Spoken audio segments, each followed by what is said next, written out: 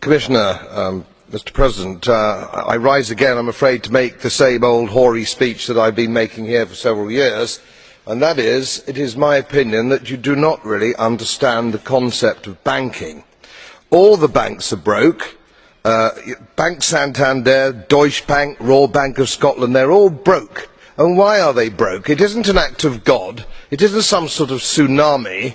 They're broke because we have a system called fractional reserve banking, which means that banks can lend money that they don't actually have. It's a criminal scandal, and it's been going on for too long. To add to that problem, you have moral hazard, a very significant moral hazard from the political sphere. And most of the problem starts in politics and central banks, which are part of the same political system.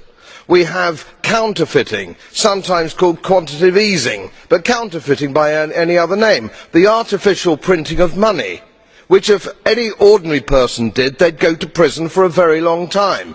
And yet governments and central banks do it all the time. Central banks repress the amount of interest that rates are, so we don't have the real cost of money.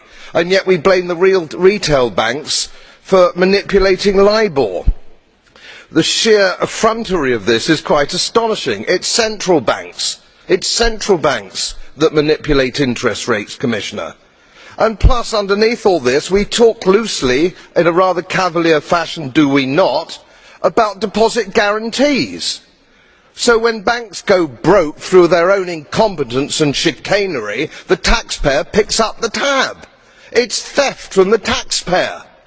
And until we start sending bankers, and I include central bankers and politicians, to prison for this outrage, it will continue.